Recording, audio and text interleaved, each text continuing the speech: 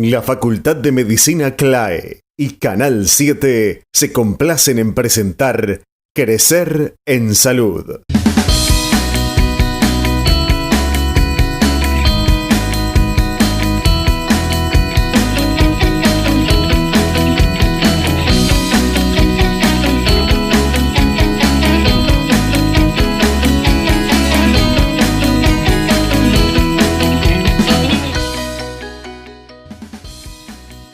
Hola a todos, muy bienvenidos a una nueva edición de Crecer en Salud, el programa interactivo de la Facultad de Medicina CLAE y Canal 7 para lograr una mejor calidad de vida. Pero antes que nada quiero agradecer a todos los nuevos amigos y televidentes que hemos logrado en estos primeros 4 programas. Realmente estamos muy contentos y quédense tranquilos que vamos a responder a todas sus preguntas, todas sus inquietudes, pero realmente nos han desbordado, por suerte nos han desbordado. Y por eso también quiero reiterar nuestro profundo agradecimiento por elegirnos en Crecer en Salud semana a semana. Pero ¿qué les parece si vamos ya a los avances del día de hoy? El doctor Edgardo Núñez nos informará sobre la importancia del virus del dolor, que avanza rápidamente en toda la región, los avances mundiales en la medicina, la rehabilitación médica de los accidentados en el análisis del doctor Hugo Núñez, la importancia y frecuencia de los controles médicos en los niños con el doctor Álvaro Galeana. El doctor Marcos Muliá nos dice cómo vivir la tercera edad con calidad de vida. El tratamiento farmacológico en el asma a cargo del doctor Sergio Morillo. ¿Es necesaria la leche en nuestra dieta? En la columna semanal de la licenciada Cecilia Severi. Cómo reconocer y enfrentar los ataques de pánico con el profesor Daniel Flores. La dieta y el ejercicio en la prevención del ataque cardíaco con el doctor Edgardo Núñez. Y las respuestas a todas las consultas e inquietudes de nuestros televidentes. Porque ya comienza Crecer en Salud. Y hoy comenzamos con un tema que preocupa a muchos de nuestros televidentes, el virus del dolor, chikungunya. Un virus transmitido por el mismo mosquito que provoca el dengue. Y el anuncio de un paciente afectado por este virus en nuestro país generó muchísima preocupación. Es por ello que hoy estamos con el doctor Edgardo Núñez, con quien tengo el doble placer, porque luego vamos a estar nuevamente con él para tratar otro tema muy preocupante. Pero vamos a consultarle al doctor Núñez, ¿cuál es la peligrosidad de este virus?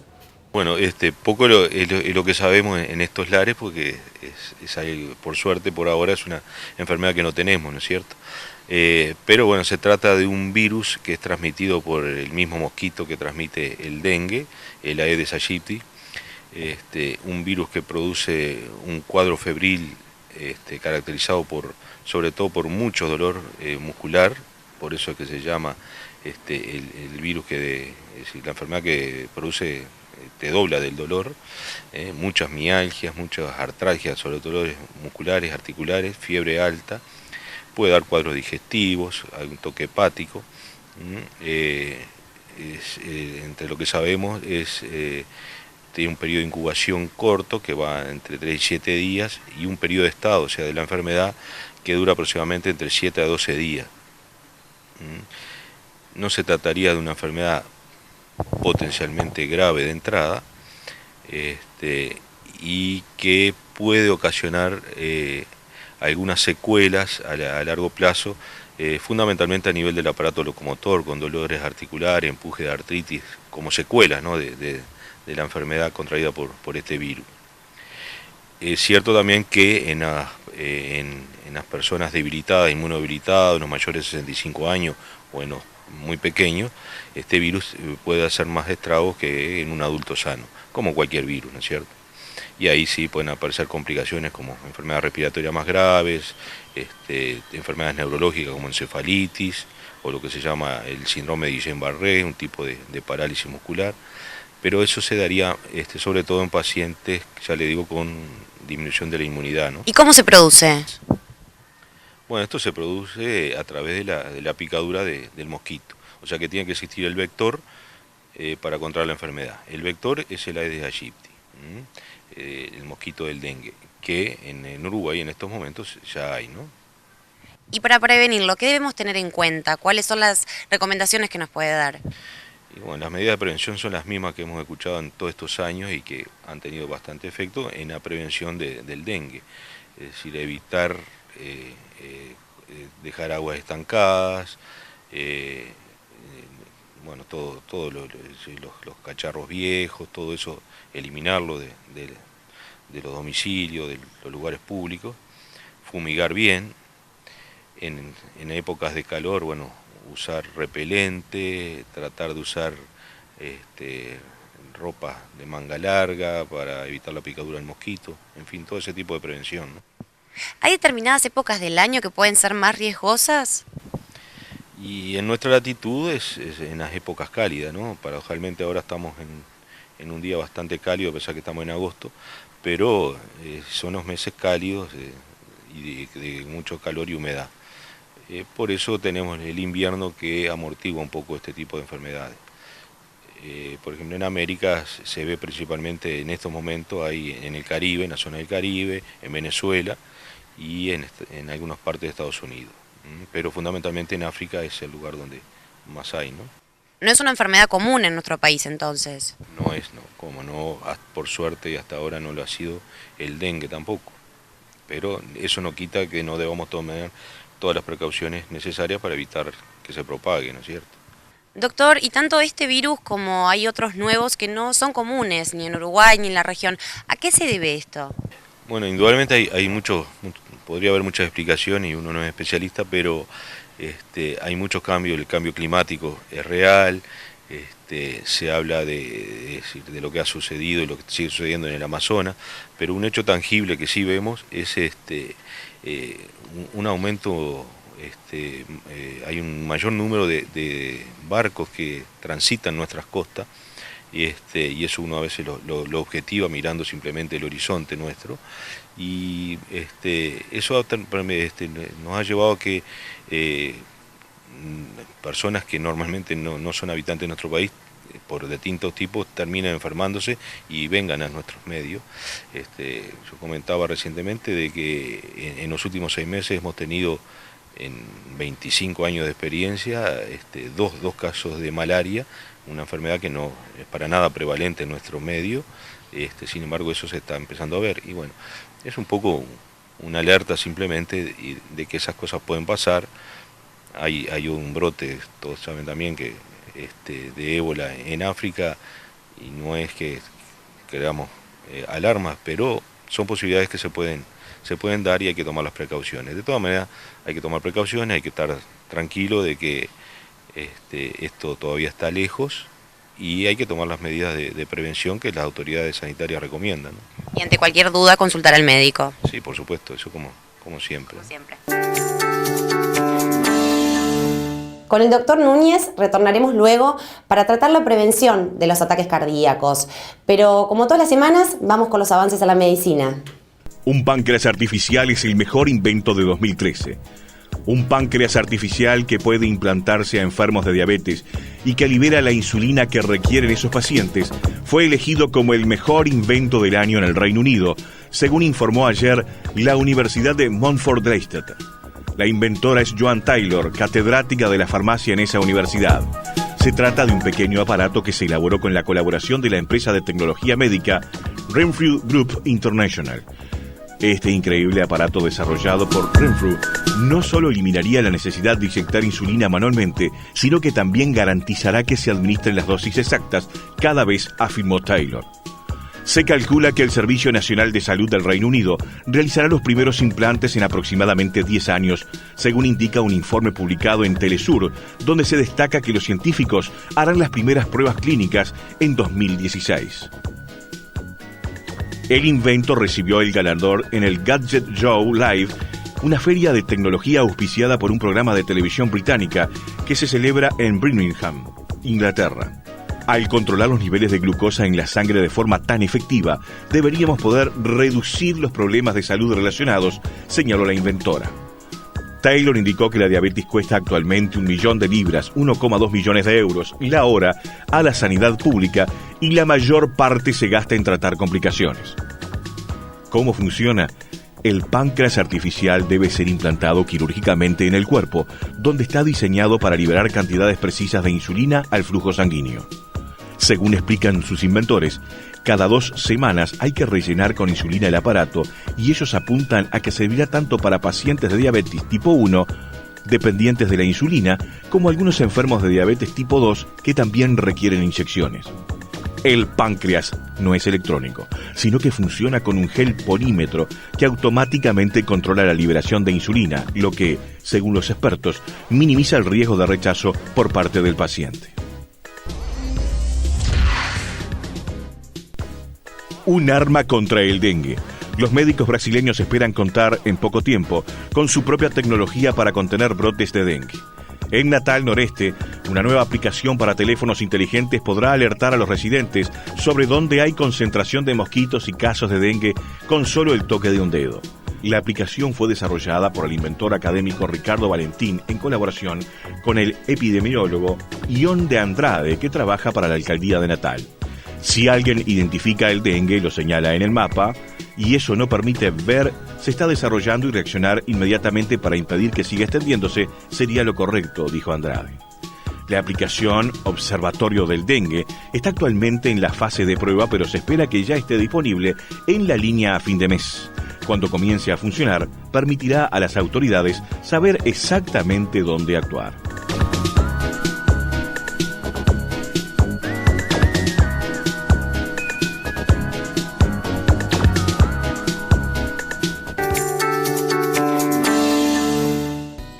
¿Cómo prevenir el ataque cardíaco?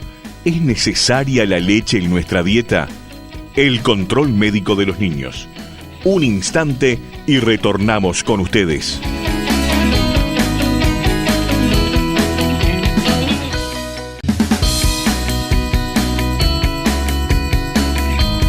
Hoy le damos la bienvenida al profesor y director del Centro de Rehabilitación Cerema, doctor Hugo Núñez, con quien compartiremos un tema muy actual, la rehabilitación médica. Diariamente la crónica policial documenta una gran cantidad de accidentes, de accidentados también. Pero ¿qué pasa con esos accidentes? ¿Dejan secuelas graves? Queremos saber en qué consiste la rehabilitación médica. Bueno, justamente la rehabilitación médica es una especialidad dentro de la práctica de la medicina que tiene como objetivo restablecer estructuras corporales comprometidas y a partir de ahí recuperar funciones de esas estructuras para poder posteriormente mejorar el desempeño funcional del paciente en las diferentes actividades que nos demandan a diario, como son actividades de la vida diaria, en el vestido, en el aseo personal, en la alimentación, en nuestros desempeños laborales y roles sociales que cumplimos a diario. Sabe que en el primer programa de Crecer en Salud estuvimos hablando con el doctor Edgardo Núñez, seguramente nuestros televidentes lo recuerden, con quien hablábamos de los accidentes de tránsito, que esto prácticamente se ha convertido en una epidemia, sobre todo en los jóvenes. Pero ¿qué porcentaje ocupan estos accidentes, sobre todo estos jóvenes, en los centros de rehabilitación? Bien, realmente es un tema de mucho interés, de mucha preocupación, no solamente dentro del ámbito sanitario, sino también social.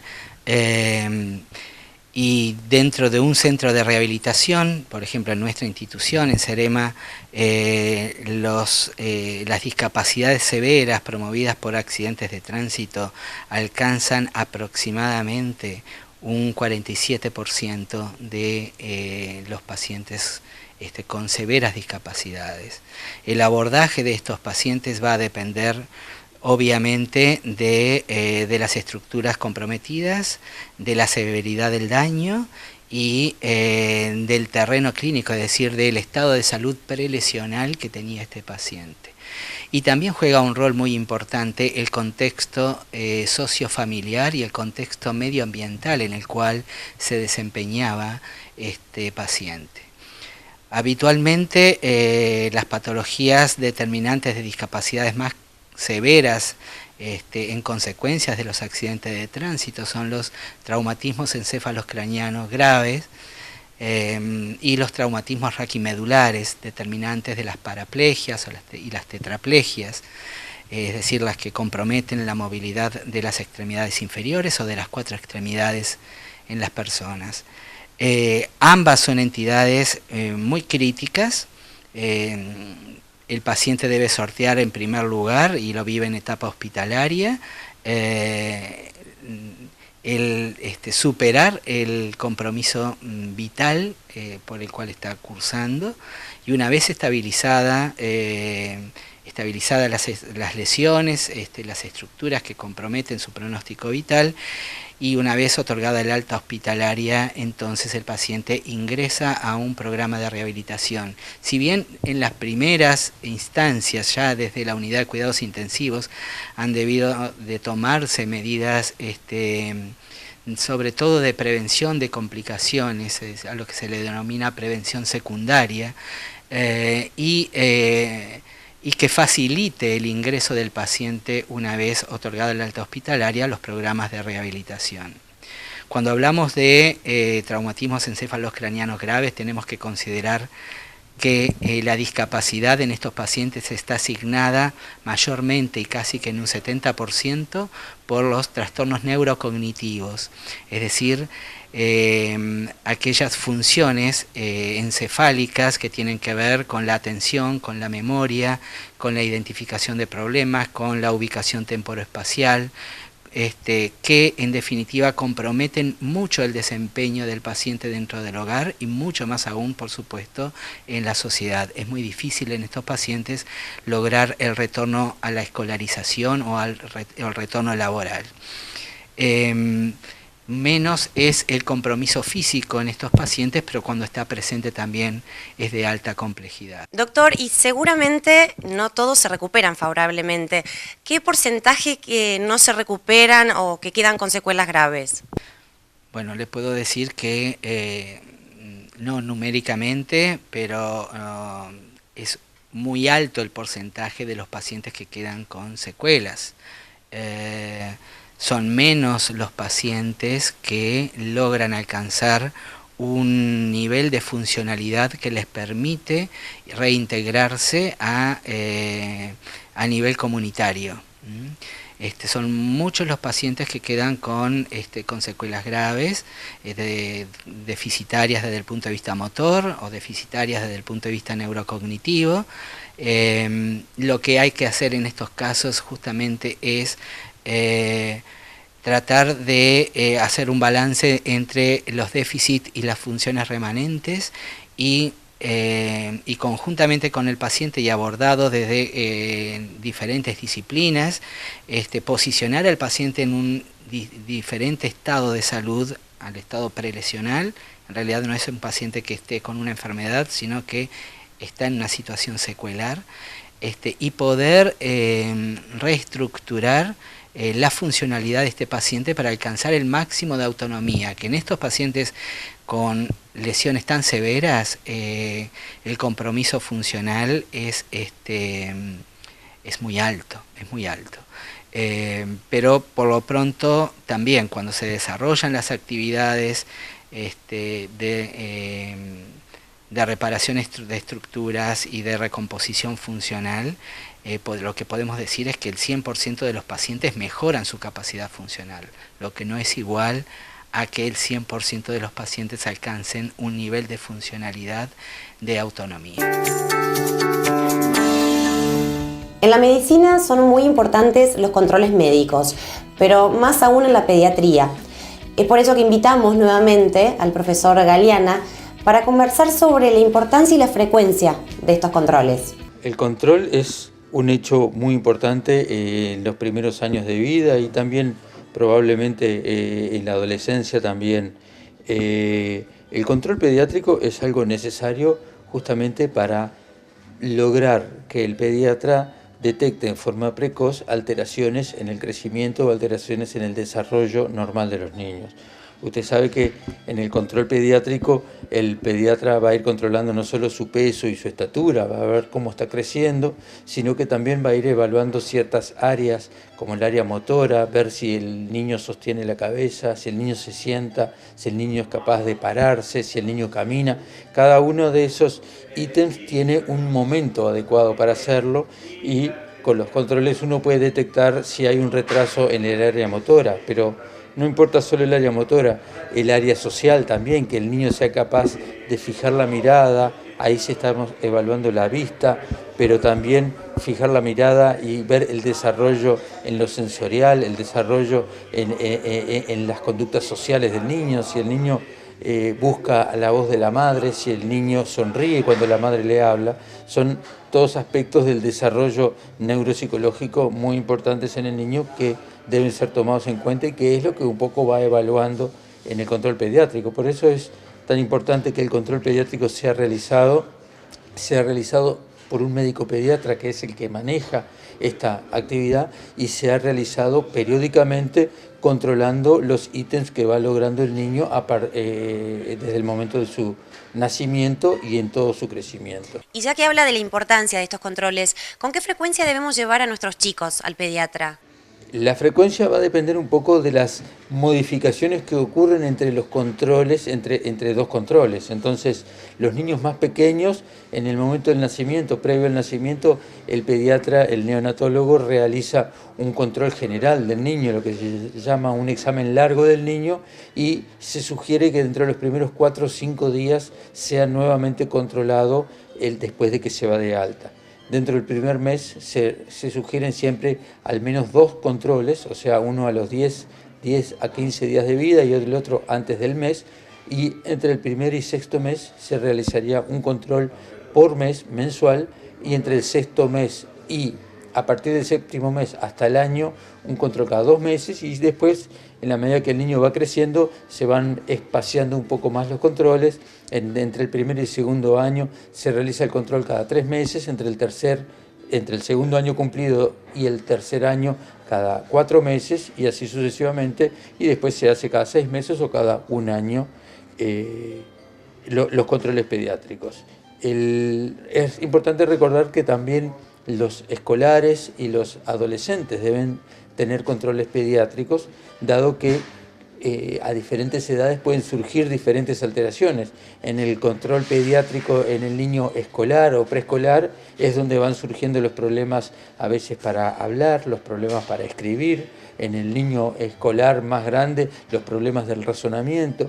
En el niño liceal, los problemas de conducta. Todo eso implica cierto manejo con un pediatra, con un médico conocido de la familia que lo pueda seguir, que lo pueda controlar y que lo conozca personalmente. Doctor, ¿cuáles son las patologías que logramos detectar a tiempo justamente con este tipo de controles? Esto es bien importante porque es la finalidad central de los controles. La patología va a depender un poco de en qué momento es que se está realizando. Dentro de los primeros meses de vida es muy importante detectar alteraciones de la audición, alteraciones de la visión o incluso alteraciones en la dentición, en la erupción dentaria. Todos estos son hechos que el pediatra sucesivamente va realizando los controles. Más adelante, los controles motores, si el niño tiene alguna alteración motora porque no ha hecho las cosas que tenía que hacer en su momento, pero también es importante después detectar fenómenos de comunicación entre el niño y el grupo familiar, entre el niño y la madre. Eso cada vez estamos buscando más, tratando de detectar más precozmente alteraciones vinculadas al autismo, esta enfermedad que cuanto más buscamos, más detectamos, y no siempre los autistas son niños que tengan grandes alteraciones, a veces pueden tener pequeñas alteraciones que son detectadas por la forma alterada en que se comunica el niño con la madre o el niño con el entorno en general. ¿Cómo lograr calidad de vida en la tercera edad? Las respuestas a vuestras consultas. ¿Es necesaria la leche en nuestra dieta? Ya volvemos con más Crecer en Salud.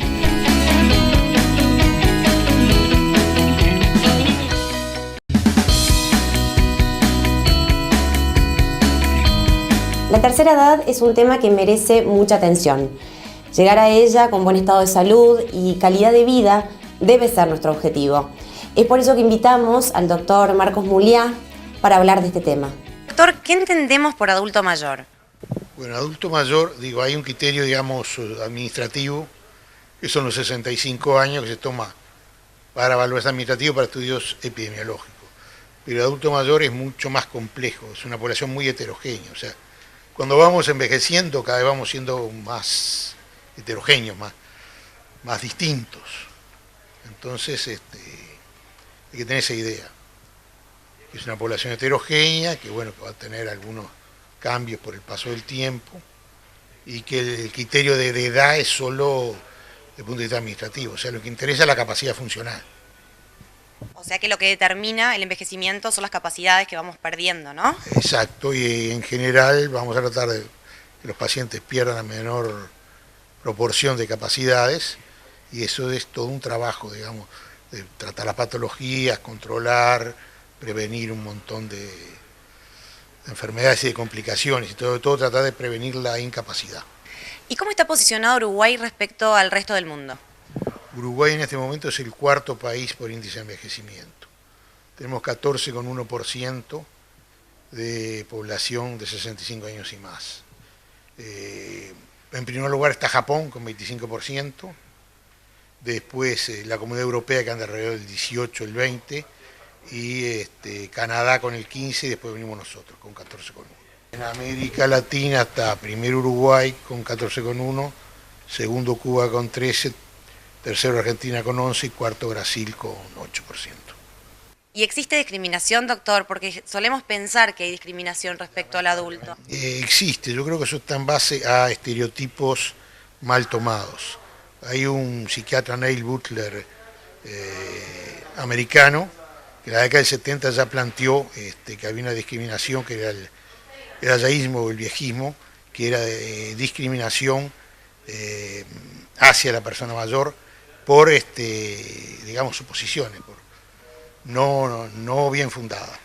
Y si nosotros miramos de la población, prácticamente el 90% es autoválida, solo un 10% realmente incapacitada. Y de esos, en general la población nuestra entonces es autoválida y está socialmente bien integrada. Pero ahí sí hay discriminación que tenemos que irla puliendo, mejorando, sobre todo con educación del público. O sea, tenemos que ir hacia una cultura del adulto mayor y a la integración de él intergeneracional. ¿Se aplica esto en Uruguay? Bueno, actualmente se acaba de fundar una sociedad de gerocultura que lo que busca justamente es eso, el empoderamiento del adulto mayor, ver sus valores e integrarlo al seno de la familia con haciendo una integración intergeneracional, que es clave. Doctor, ¿y cuál es la esperanza de vida en Uruguay actualmente? La esperanza de vida se duplicó, porque al principio del siglo pasado, en 1900, era 40 años, y actualmente está en 82, 83. El hombre, por supuesto, tiene un poco menos, anda en 75 y fracción, y la mujer anda alrededor de los 83 años. O sea, las mujeres viven más. Y volvemos con el doctor Edgardo Sandoya para responder a todas las dudas que ustedes nos enviaron a nuestro mail, crecerenssalud@canal7.com.uy, y también a nuestro teléfono celular 098-513-281. Y ya comenzamos, doctor, con la primera pregunta. ¿Cuál es la postura adecuada para acostar un bebé? Bien, dos cosas. Hoy que empezamos con la sesión de preguntas. Primera, muchas gracias por mandar tantas preguntas y temas que nos hacen reflexionar y que tienen que ver con consultas cotidianas de la gente.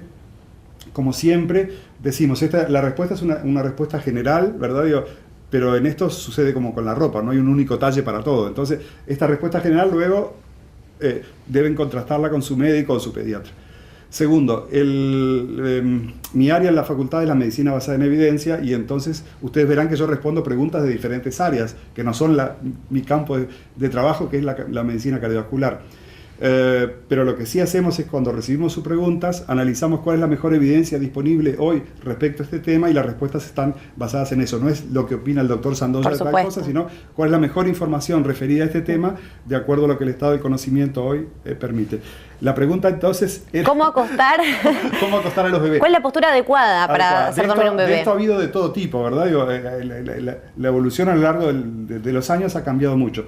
La investigación lo que muestra es que los niños que duermen boca arriba tienen menos chance de sufrir una muerte súbita del recién nacido o del lactante, ¿verdad? Que es el riesgo que tienen afortunadamente no es demasiado frecuente, pero ocurre, y lo que se ha visto es que cuando los niños duermen boca abajo, la investigación lo que ha mostrado es que cuando los niños duermen boca abajo, tienen más chance de la naricita a comprimirla o apretarse con la sábana o lo que fuere, y eso puede llevar a la muerte súbita del lactante. Por eso hoy, en base a la evidencia que existe, se recomienda que el niño duerma boca arriba. Muy bien, doctor. Segunda pregunta. ¿Es necesario hacerse chequeos médicos todos los años? Y en tal caso, ¿cuáles son los que hay que hacerse? Un tema bien que ha ido para adelante y para atrás en la medicina, ¿verdad? Desde que disponemos de muchos métodos diagnósticos y de muchos tratamientos difíciles, en principio pensamos que lo mejor era hacerle todo a todo el mundo. Luego la investigación fue mostrando que a veces haciendo eso hacemos más daño que beneficio, porque detectamos cosas que en realidad no es una enfermedad, pero que en la medida que seguimos avanzando hacemos más y más y más y generamos más daño. Por lo cual hoy hay muchas restricciones a las cosas que deben hacerse de forma rutinaria. Digamos, entre las cosas que sí deberían hacerse, tal vez ni siquiera con una frecuencia anual, sino cada 2 o 3 años, son la determinación de sangre en las materias fecales para ver si detectar un posible cáncer de colon, el control de la presión arterial para ver si uno es hipertenso o no. Estamos hablando de para detectar enfermedad. Es distinto si la persona se sabe que es hipertenso, ya ahí es distinto, ¿verdad? Una determinación de colesterol también es importante para ver si tiene colesterol alto o no, pero tampoco es preciso todos los años. Como en las personas en edad laboral activa, en el carnet de salud se lo tienen que hacer cada 2 años, así que eso funciona. En las personas altamente fumadoras, una radiografía de tórax o a veces avanzar a una tomografía para detectar un cáncer de pulmón. El Papa Nicolau, por supuesto, ¿verdad? En las mujeres. Pero ya después hay otras cosas que hicimos de rutina que siempre se hacían y que hoy están fuertemente cuestionadas. Por ejemplo, la mamografía de screening de rutina en todas las mujeres. Por ejemplo, el PSA en los hombres para detectar cáncer de próstata. De hecho, en los lugares, en Suiza recientemente se ha prohibido hacer digamos, prohibido no es la palabra, pero se ha descartado el hacer la mamografía de todos rutina. los años. Sí, en las guías preventivas de los Estados Unidos se ha sacado el PSA de forma rutinaria por lo que decía, porque muchas veces esos estudios dan falsos positivos y se termina yendo a cirugías radicales o a otro tipo de tratamientos que no le agregan beneficio al paciente, sino le agregan perjuicio. Es decir, es un tema en revisión, pero en cada caso deberá verse dependiendo también de los factores de riesgo que tiene. Si la señora tiene su madre con cáncer de mama, hermanos con cáncer de mama, en ese caso sí tiene mucho sentido hacer la mamografía de rutina. Lo que no tiene sentido es hacer estos estudios de forma general a todo el mundo y de forma indiscriminada. Perfecto, doctor. Esta pregunta nos la hicieron llegar a través de nuestro celular. Me levanto algunas veces en la noche para ir al baño. ¿Eso es por algún problema? Digamos, ahí depende de cómo sea la situación. Si eso ha sido algo habitual en la persona que nos consulta, no es un problema. Si esto está cambiando, digamos, a medida que se envejece, existe más tendencia a eso, claro, ¿verdad? Pero si esto se transforma en algo que interfiere con el sueño y que es muy importante, bueno, podría obedecer a algún trastorno y en ese caso es muy importante consultarlo con su médico para descartar que puede ser el responsable de ese aumento de la frecuencia, ¿verdad? Una cosa que siempre cuando uno le cuentan eso, lo primero que piensa es no habrá un problema de diabetes y por eso está orinando mucho, ¿verdad? Pero, en fin, cada caso es diferente y hay que consultar al médico. Hay que consultar. Y hablando de sueño, esta pregunta también tiene que ver con el tema. Me cuesta dormir de noche. ¿Es necesario tomar algún medicamento? Digamos, lo ideal es que si uno puede adoptar un estilo de vida que le obligue a llegar cansado de noche y eventualmente tomar algo natural que lo ayude a dormir, es mejor, ¿verdad? En caso de ser imprescindible, es necesario tomar algo. Pero también ahí a veces los pacientes consultan, doctor, duermo tantas horas y duermo nada más que 4 horas o 5 horas. Y la pregunta es, ¿y al día siguiente puede hacer su vida normal? Si al día siguiente sus actividades no se interfieren con la cantidad de sueño, y bueno, será lo que está necesitando de sueño y con eso alcanza, ¿verdad? Eso varía mucho de muchas personas. El hecho de acostumbrarse a tomar muchos medicamentos para dormir luego los hace adictos, ¿verdad? A veces a algo, y entonces en la medida que puede evitarse, es mejor. Después necesitan tomarlos para poder dormir. ¿Verdad? Si no lo tienen, no duermen. Exacto. Y la última pregunta del día de hoy. Ronco bastante a la noche. Mi marido protesta. ¿Qué puedo hacer o tomar para evitarlo? El tema del ronquido. Irse a dormir a otra habitación me parece una capaz que la mejor solución. Una respuesta muy buena. Digamos, el roncar se produce porque el paladar blando vibra durante la respiración y entonces a veces eso puede ser signo de enfermedad, ¿verdad? Sobre todo en las personas con mucha obesidad y el cuello corto, a veces eso puede estar indicando un trastorno de apnea del sueño o de otro tipo, y ahí habría que verlo. La medida más práctica, inicialmente, si esto no es un problema demasiado serio, es no dormir boca arriba, que es cuando se facilita más el que aparezca el ronquido, ¿verdad? Sino dormir de costado, y entonces con eso a veces se soluciona. Si el ronquido se transforma en algo muy, muy fuerte o incluso le interrumpe el sueño, a la persona la despierta, ¿verdad? En ese caso es necesario consultar para ver si se trata de algún tipo de patología que requiera algún tratamiento específico, ¿verdad? ¿Con algún tema nasal principalmente? Digamos, a veces existe lo que se llama apnea del sueño, que es la persona se colapsa la vía respiratoria y deja de respirar, le falta oxígeno en el cerebro, eso lo despierta, ¿verdad? Y entonces tiene un sueño interrumpido con cantidades. Hay dispositivos que se colocan para usar durante el sueño que mejoran eso, que aumentan un poco la presión dentro de la vía de aire y mejoran ese problema de la apnea del sueño. En ese caso, por eso es necesario consultar a un médico, ¿verdad? Pero el tema de ronquidos es relativamente frecuente en las personas de cierta edad. Sí. Y en general no es un problema de enfermedad grave. Muy bien, doctor. Muchísimas gracias, como siempre, por acompañarnos. Un gusto, encantado. El tratamiento farmacológico en el asma. ¿Es necesaria la leche en nuestra dieta? ¿Cómo reconocemos y enfrentamos los ataques de pánico? Ya retornamos con Crecer en Salud.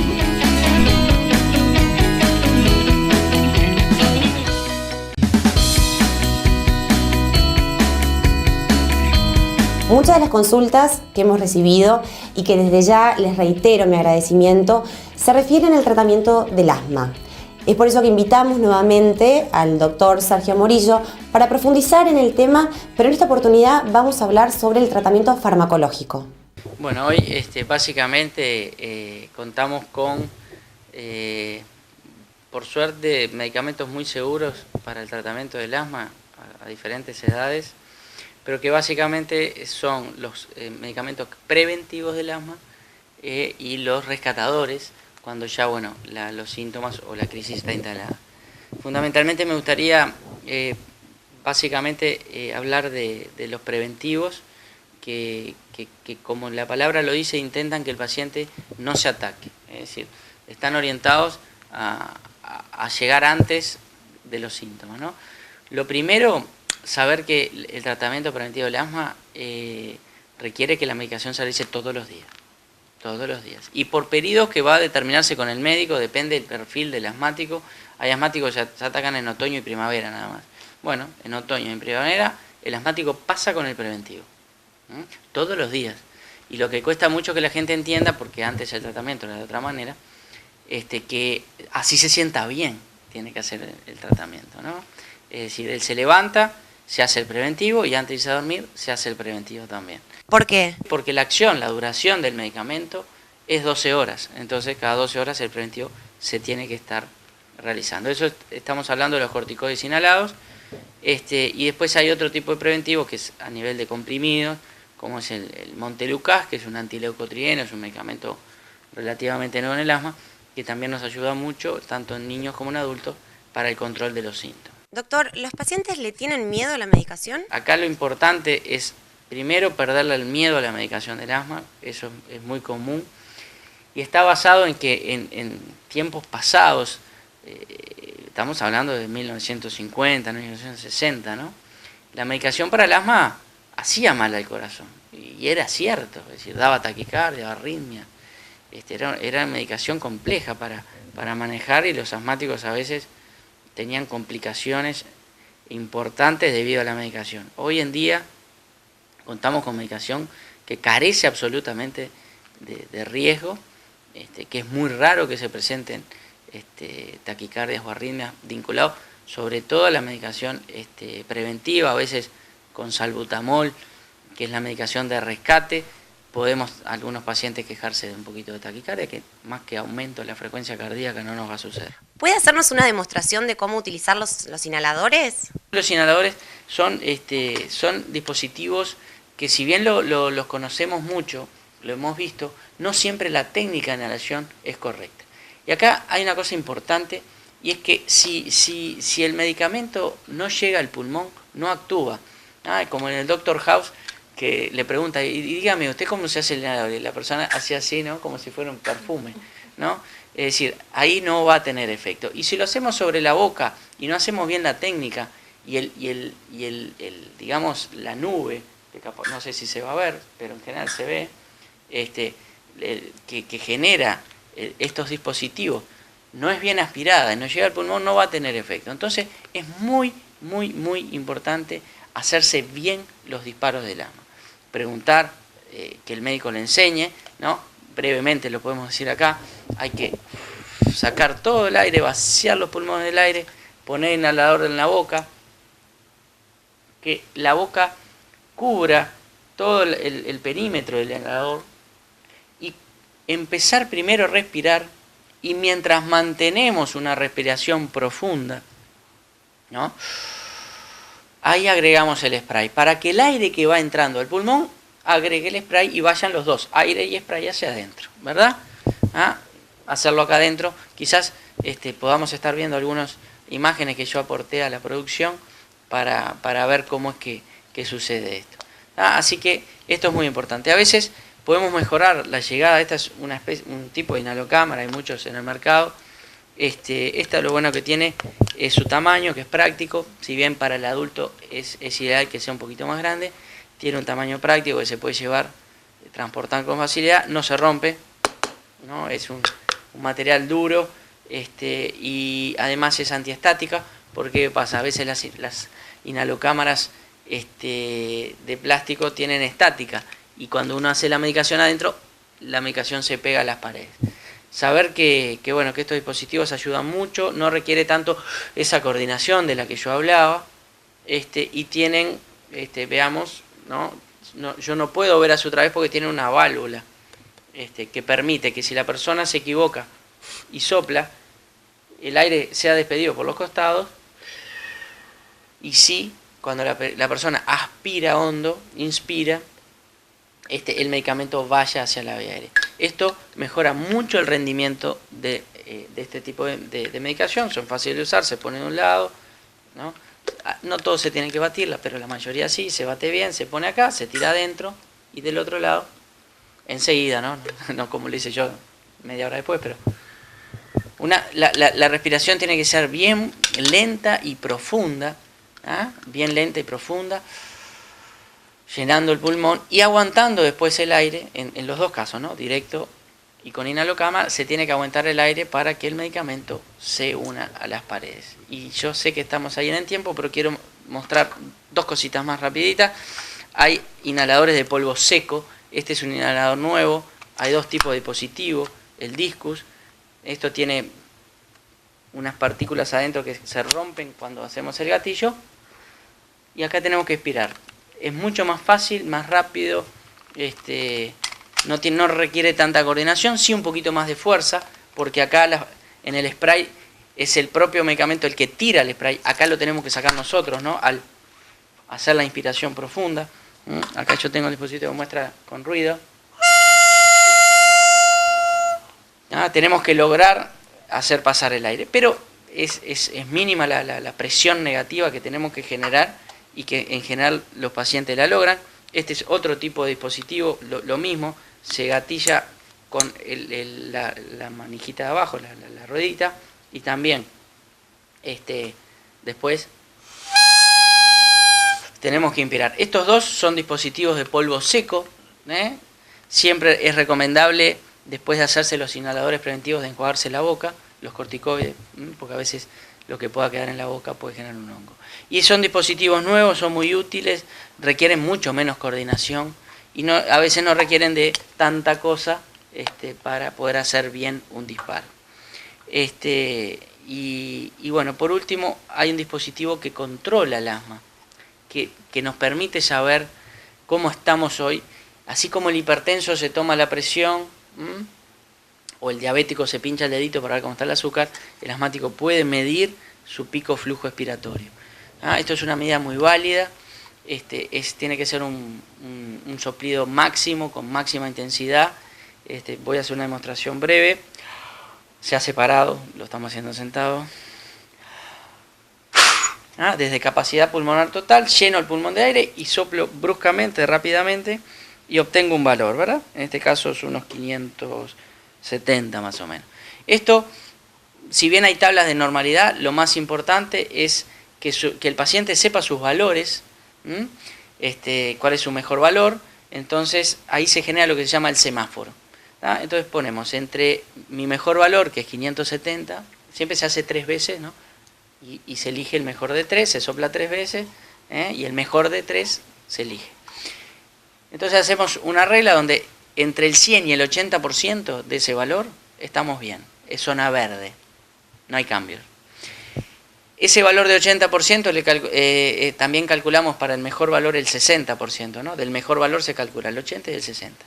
Entre el 80 y el 60 es zona amarilla. Ojo, cuidado, hay que empezar a hacerse un poco de salbutamol, eso queda escrito para el paciente. En amarillo empezamos a hacer Ventolin o otras marcas, pero salbutamol es la droga, y de repente alguna otra indicación que da el médico. Después tenemos por debajo del 60%, y ahí sí ya la indicación es de iniciar con salbutamol y además consultar inmediatamente, porque bueno, muchas veces las crisis de asma pueden llegar a ser graves, y esto es un buen dispositivo de control que además muchas veces objetiva la real situación del paciente. Hoy con la licenciada Cecilia Severi vamos a conversar respondiendo a las consultas que nos enviaron nuestros televidentes. ¿Debemos consumir leche o no es necesario? Vamos ya con su respuesta. Primero que, como todos los animales, cuando nacemos tenemos que tomar la leche de nuestra madre, ¿verdad? Porque la leche está especialmente diseñada para alimentarnos a nosotros. Por lo tanto, eso sí o sí, la leche, la lactancia exclusiva hasta el 6º mes, y como lo recomendamos todos, y los pediatras, y todos los que estamos en el tema de la nutrición, recomendamos lactancia exclusiva hasta al 6º mes. Pero después, el tema es que empieza a aumentar, a partir del 6º mes, empiezan a aumentar los requerimientos de calorías, los requerimientos de calcio, los requerimientos de hierro y los requerimientos de zinc. Entonces, solo con la leche materna no alcanza y tenemos que incorporar otros alimentos. Pero entre esos alimentos, el alimento que más aporta calcio es la leche, aunque sea de otro animal. Pues, digamos, el bebito tiene que seguir tomando la leche de la mamá, pero además debería incorporar otra leche, otra fuente de calcio. Cuando yo digo leche, no estoy hablando de leche líquida o leche fluida. Puede ser todos los lácteos, puede ser leche, puede ser yogur, puede ser queso, puede ser, en fin, lo que sea. Lo que no, dentro de los derivados, es la manteca. La manteca no tiene calcio, es solamente grasa, ¿tá? Pero los demás lácteos realmente tienen, son fuentes buenas de calcio. Por otro lado, el calcio de los lácteos es mejor biodisponible, ¿tá? Entonces, en realidad, parte de la dieta deberíamos aportarla a través de la leche. Cuando nosotros estamos en la etapa ya más crecidos, en la etapa escolar, ¿verdad? Toda la primera infancia y la etapa escolar, nosotros estamos aumentando nuestra masa ósea. Por lo tanto, las fuentes de calcio y las fuentes de calcio bueno, biodisponible, es importante. O sea que yo recomiendo, ¿verdad?, tomar leche. Cuando ya somos más adultos, cuando llegamos a la adolescencia, se logra el pico máximo de masa ósea, y después en realidad ya no aumentamos más la masa, sino que en realidad empieza a bajar lentamente, ¿verdad? Sobre todo después de la menopausia, por los temas de los cambios hormonales, hay mucha salida de calcio de los huesos. Entonces allí lo que hacemos en realidad al consumir fuentes de calcio es reponer aquello que se va perdiendo. Entonces en realidad siempre necesitamos, ¿verdad?, esa fuente de calcio. Si no consumimos a través de los lácteos, porque a veces hay intolerancias, porque a medida que aumenta la edad también hay la enzima responsable de digerir la leche, o sea, la lactasa, que desdobla la lactosa. ¿Qué pasa? Empieza a bajar la cantidad de enzimas. Entonces muchas veces cuando ya somos adultos nos empieza a caer mal la leche. Nos empieza a dar gases, a distender. Entonces ahí lo que recomendamos es lo que está en el mercado como leche delactosada. Que lo que hace es justamente darnos, con esa operación ya hecha, ¿verdad?, con la lactosa ya desdoblada. Entonces nos cae mejor.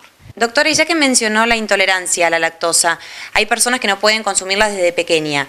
¿Qué sustitutos hay justamente para poder incorporar el calcio? Bueno, hay leches sin lactosa. Hay varias fórmulas en el mercado que directamente no tienen lactosa, y entonces sí aportan calcio, sí aportan todos los otros nutrientes, pero pero sin lactosa.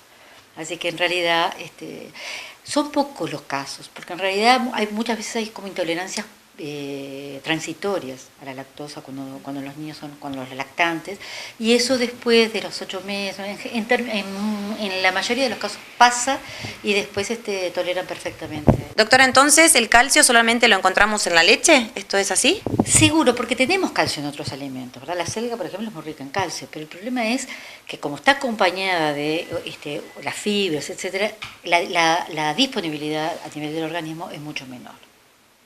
Entonces, la fijación del calcio, tenemos fuente de calcio, tenemos que acompañarla con vitamina D, ¿sí? Y además con ejercicio físico. Otra vez vuelve a salir el ejercicio físico. ¿Por qué? Porque el ejercicio físico ayuda a fijar el calcio en los huesos. Ejercicio físico de choque, es decir, vigoroso, no el yoga, por ejemplo, ¿no? Tiene que ser el ejercicio vigoroso. Doctora, ¿y en la alimentación diaria, hay algún momento en el día que es mejor consumir la leche? No, en realidad no. A veces de noche, en realidad, si estamos, por ejemplo, un poco ansiosos, la leche tibia mejora la ansiedad. Pero en realidad, desde el punto de vista biológico, desde el punto de vista, en realidad, cualquier hora del día es igual. Doctora, y además de la leche de vaca, ¿hay algunos otros animales también que usted recomiende los lácteos? Sí, la cabra es una leche con propiedades nutricionales muy buenas, incluso se parece mucho más a la leche materna que la leche de vaca. O sea que en realidad la leche de cabra realmente es una fuente de calcio excelente, fuente de proteínas y muy buena. La verdad se recomienda. Siempre que te guste, ¿no?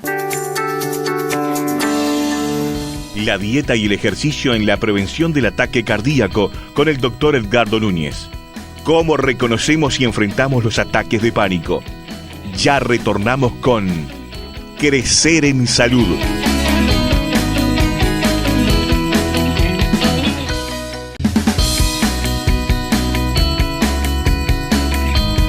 Y ahora les voy a presentar al psiquiatra Daniel Flores, a quien le damos la bienvenida a Crecer en Salud. Y en esta oportunidad vamos a hablar de los ataques de pánico. ¿Cómo los enfrentamos? ¿Cómo los reconocemos? Doctor, ¿qué son los ataques de pánico? Bueno, las crisis de pánico o ataques de pánico son un cuadro que ocurre con una prevalencia bastante importante y con bastante frecuencia. Más o menos el 10% de las personas tenemos una crisis de pánico en algún momento de nuestra vida, y que puede no tener que ver con ninguna causa que nosotros identifiquemos, o puede estar relacionado con una circunstancia que nos la provoque, nos la dispare, que es lo propio y lo típico de las fobias, en los cuales una persona, por ejemplo, que no tolera un ambiente cerrado, cuando se encuentra en un shopping un día de lluvia que está lleno de gente, tiene este tipo de crisis.